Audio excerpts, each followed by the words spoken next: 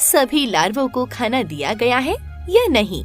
वास्तव में कहा जाए तो चींटियों को जन्म देने वाली माँ क्वीन आंट्स ही होती हैं और पालने पोसने वाली माँ सुपरवाइज आंट्स होती हैं। कॉलोनी की सभी चींटियाँ बच्चों को नहीं पालती हैं। कुछ चींटियाँ पूरा दिन काम करती रहती हैं। वर्कर आंट्स का काम होता है कॉलोनी की हर चींटी का पेट भरना। वर्कर आंट्स का आधे से ज्यादा समय खाना ढूंढने में बीत जाता है। क्वीन आंट्स और सुपरवाइज आंट्स कभी भी अपने बिल से बाहर नहीं निकलती हैं।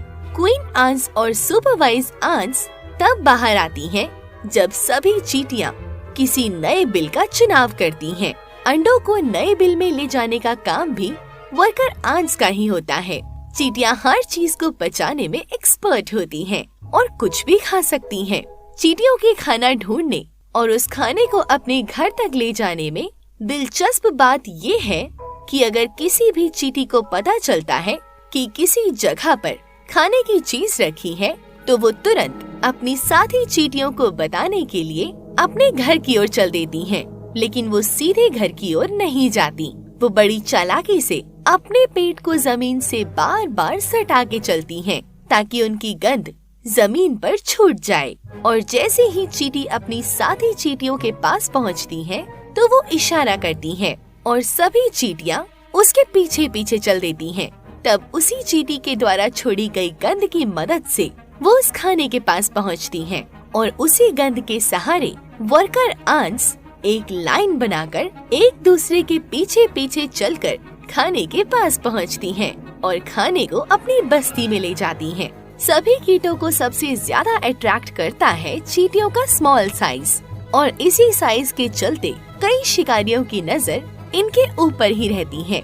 लेकिन आप गलतफहमी में हैं। इनका छोटा साइज देखकर जो भी कीट इन्हें नुकसान पहुंचाने की कोशिश करता है वो कीट जान से हाथ धो बैठता है, क्योंकि इनका एक ही ग्रुप अटैक काफी होता है। चींटियों से पंगा लेने वाले बड़े कीटों के भी पसीने निकल जाते हैं। सोल्जर आंट्स ग्रुप की सबसे डेंजर आंट्स होती हैं।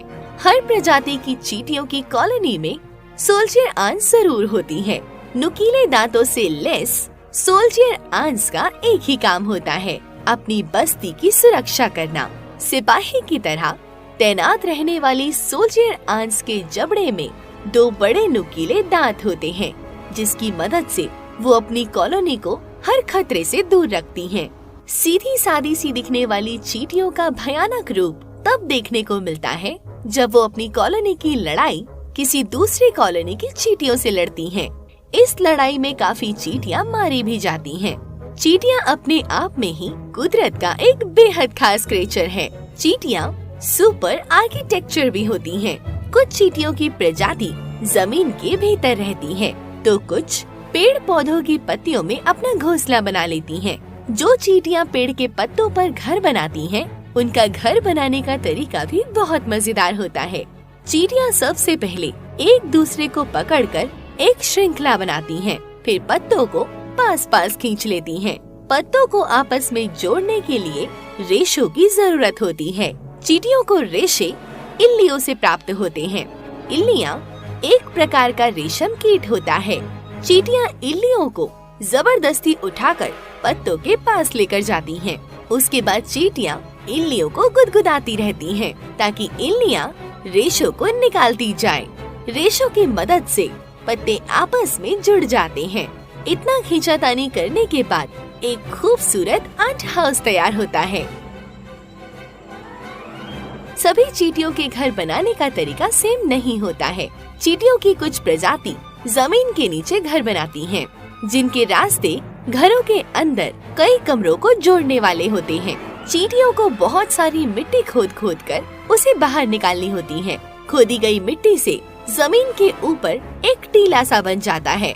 जमीन के नीचे बने ये घरौंदे बहुमंजिला होते हैं। सर्दियों में चींटियां ऊपरी मंजिल में रहती हैं, लेकिन गर्मियों का मौसम आते ही चींटियां निचली मंजिल में चली जाती हैं। चींटियों को अपना घर बनाने में काफी मेहनत करनी पड़ती है।